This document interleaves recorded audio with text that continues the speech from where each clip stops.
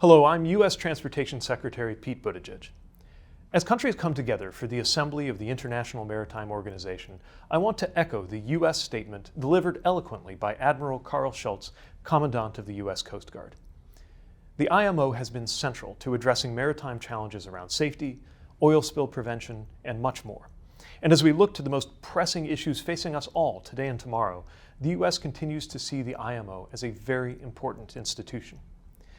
Let me focus today on three areas that we're confronting, none of which can be resolved alone, each of which requires collective action and cooperation globally. First, climate.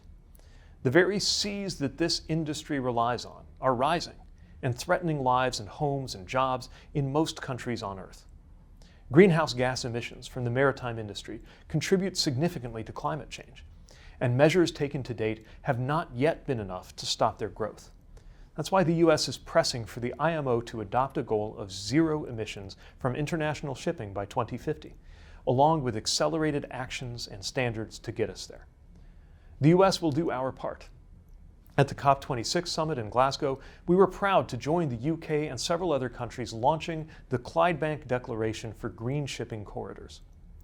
The Our Ocean Conference in Palau this coming February, which the U.S. is co-hosting, is another important opportunity for all of us to raise ambition and reduce emissions in shipping.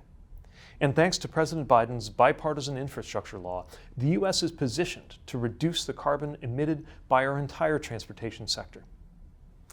We also believe that the shift to cleaner transportation is going to create more economic activity and good-paying jobs, and we're backing up that belief with funding. The law invests over $17 billion to modernize our ports and waterways, including helping to electrify our ports so that we can increase cargo throughput without the associated increase in emissions. This leads me to our second point. Nearly every IMO member state is experiencing challenges with disruption to their supply chains. This has been exacerbated by the pandemic, but it didn't start there. With the increasing effects of climate change, unless we act, these disruptions will continue to grow. As President Biden said in Italy in October, we can reduce delays and increase resiliency if we work together to make global supply chains more diverse, secure, and sustainable. My third and final point. Our current challenges and opportunities aren't just about ships, they're about mariners. These workers are truly essential to our economies, our national securities, and our futures, and they need to be respected and supported. Equity matters. Gender equity matters. We appreciate the work that the IMO has begun to improve the inclusion of women in the maritime industry, but we clearly have a very long way to go. And I want to emphasize one area where the need for action is particularly urgent.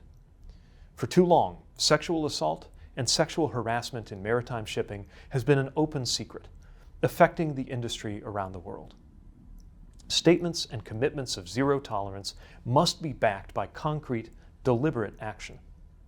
My department is working with the U.S. Coast Guard to make it easier for victims to come forward, to ensure that perpetrators can be held accountable, and, most importantly, to prevent assault and harassment from happening in the first place. The U.S. will do our part to hasten the day that sexual assault and harassment find no safe harbor in the maritime industry. And we look forward to working with the IMO, which we believe has a key role to play in addressing this crisis, just as this institution does on so many other of our shared challenges. I'll end with this. When professors teach students about collective action problems, they often use as an example a body of water shared by multiple neighbors, all of whom would benefit from things like limiting pollution and improving safety on that body of water.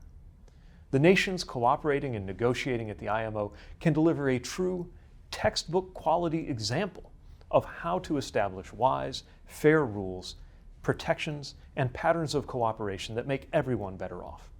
That is our imperative and our opportunity. I wish everyone a productive assembly, and I look forward to all that we can accomplish together. Thank you.